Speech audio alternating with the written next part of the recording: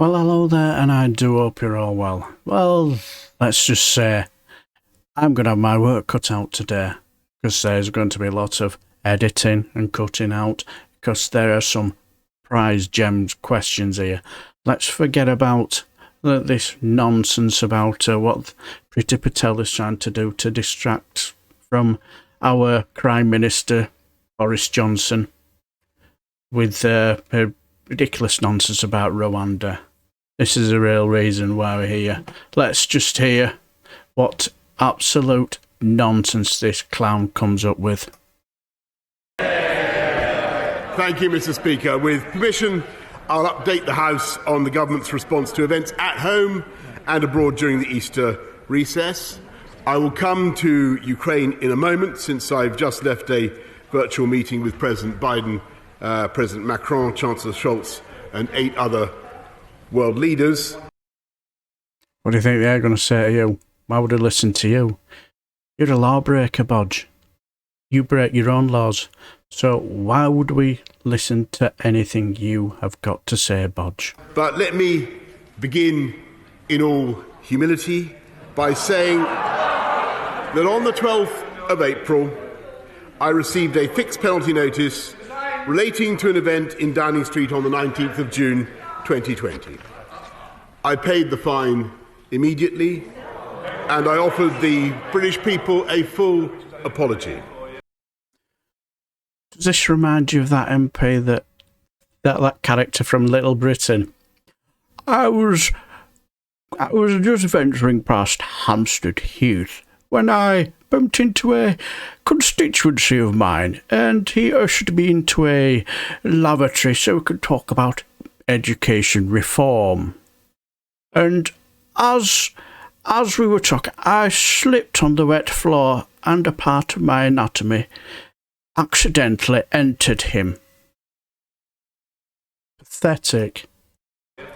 And I take this opportunity on the first available sitting day to repeat my wholehearted apology to the House. As soon as I received the notice, They're heckling you, Bodge. They're taking the rise out of you. Nobody takes you seriously. I acknowledged the hurt and the anger. And I said that people had a right to expect better of their Prime Minister. Notice the pause. Expect better from their Prime Minister. He'll have practiced that all the way through. He could at least combed his bloody hair. And I repeat that, Mr. Speaker, again in the House now. Let me also say, not by way of mitigation or excuse, but purely because it explains my previous words in this House, that it did not occur to me then or subsequently that a gathering in the Cabinet room just before a vital meeting on COVID strategy could amount to a breach of the rules. I didn't realise as I was pouring out the rather expensive bottle of plonk for everybody that I was at a party. I didn't realise as I fell over drunk over Archie's swing, that I was at a party getting well and truly trousered. Pathetic. If you didn't know you were at a party, then that tells me either you're not very bright or you're a liar. And either way, you are not a fit and proper person to run this country. I repeat, that was my mistake, and I apologise for it unreservedly. I respect the outcome of the police investigation, which is still underway. And I can only say that I will respect their decision-making and always take the appropriate steps. And as the House will know, I have already taken significant steps to change the way things work in Number 10. And it is precisely because I know that so many people are angry and disappointed that I feel an even greater sense of obligation to deliver on the priorities of the British people and to respond in the best traditions of our country.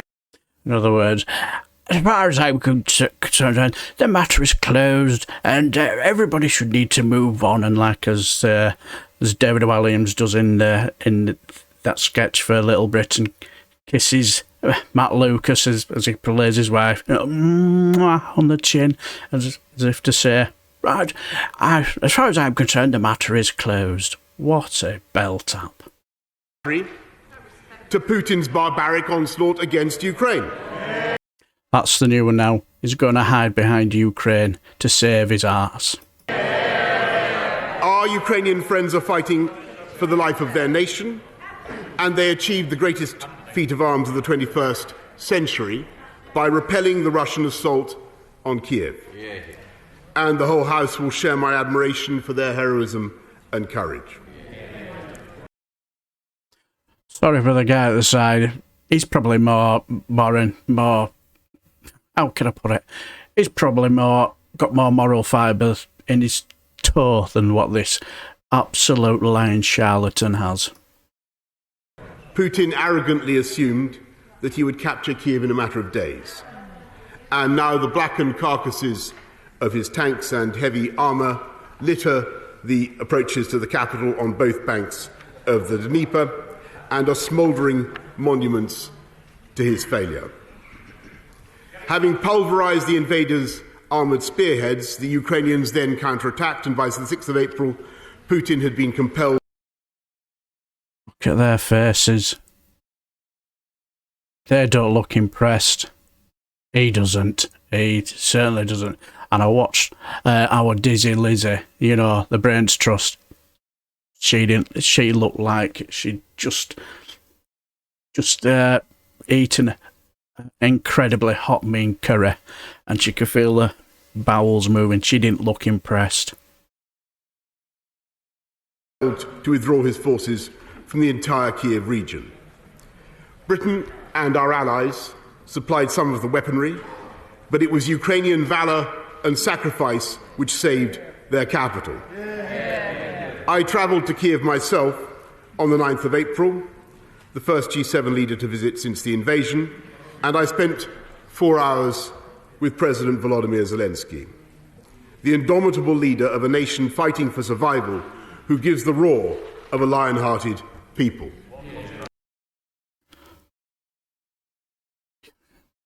Good God. Yeah, totally agree. Guy doing the sign language, yeah, give him the Vickers, because he's talking absolute bollocks, isn't he? Let's be honest. Yeah, quite agree. Now, this hiding behind Ukraine in his desperate attempt to save his sorry arse is embarrassing. I assured him of the implacable resolve of the United Kingdom, shared across this House, to join with our allies and give his brave people the weapons they need to defend themselves. When the President and I went for an impromptu walk through central Kiev, we happened upon a man who immediately expressed his love for Britain and the British people. And he was generous enough to say, quite unprompted, I should reassure the House. Have you ever wondered why, Bodge?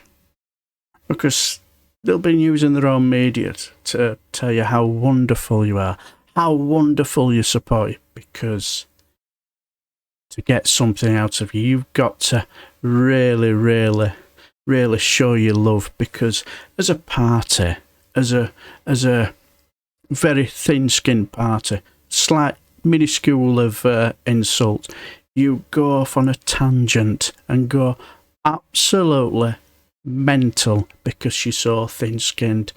Bodge, Zelensky's playing you, because to get something out of you, that's what you've got to do. You've got to butter him up. I will tell my children and grandchildren they must always remember that Britain helped us.